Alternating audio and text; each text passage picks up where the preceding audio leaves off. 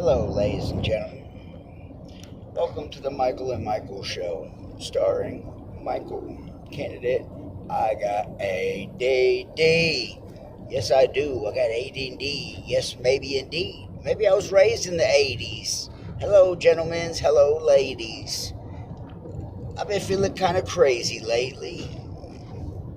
Step on the gas and let's get it shaking. Shaking and baking. Maybe greatly. Put it out indeed like... Stop, ladies and gentlemen, stop. Let me start over.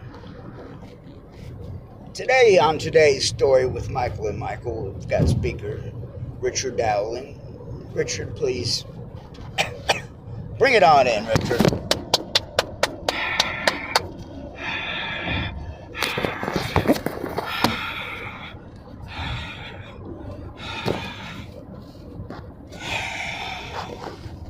We got ADD.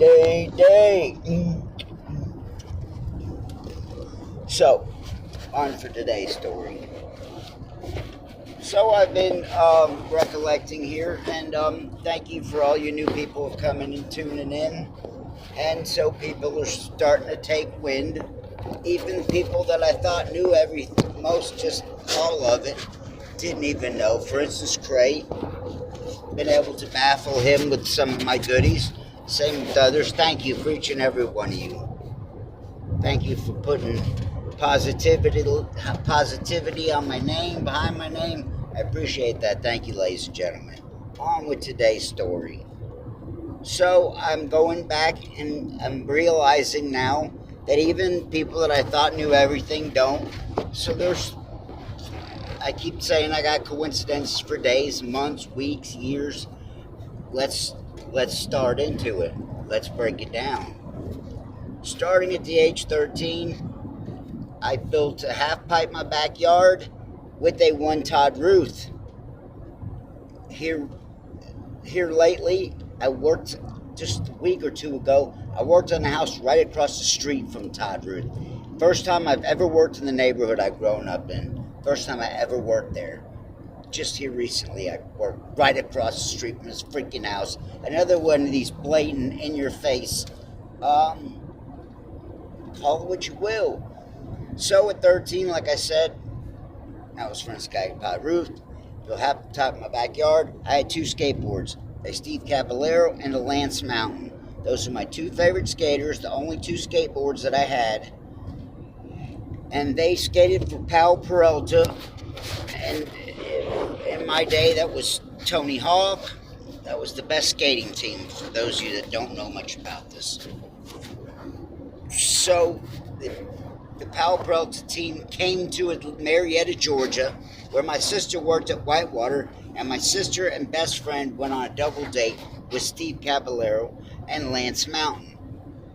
That was the first insane coincidence. And there again, I never even knew or thought about any of this till this past year. So this is news for me too. I never even put those two together, that wow, I had a skateboard. And you know, and there again, this is like an ADD thing, a direct correlation. So you see the short where I tell John, see, John, I painted you and Eric's parents' house at the same time. He said, Eric Taylor? You mean Eric Taylor lives here? Just like me, it didn't even he didn't even get it. See what I'm saying? He didn't even get that part. He says, Eric Taylor lives here? Like, oh, that's no big deal. You know, no big deal. You painted, you see what I'm saying? So this is common. So that was the first. Started at 13. Like I said, I've been doing videos and another one will come to me. They've been coming to me more and more frequently. You can go back and see. I got videos where coincidences for days. Lots of them. I'm going to start adding them up. I'm going to start going through them. Okay, so I wrote down a couple so I wouldn't forget. Here I am, probably going to lose my little... What did I do with that? Bear with me. My phone's about dead, so I'm using my tablet. What did I do with it? Anyways, I may not even need it. Damn, what did I do with this fucking thing? Excuse my language. Shit. I had a piece of paper around here, but I just covered my seats with plastic, so it's probably right in front of me. Not a big deal. I can pretty much remember a good portion of it. So that was the first time. So then there's a girl, Natalie, later on in years. Okay, first at 15, 16, before or after mental institution. My friend Donovan met this girl, Tammy and Natalie.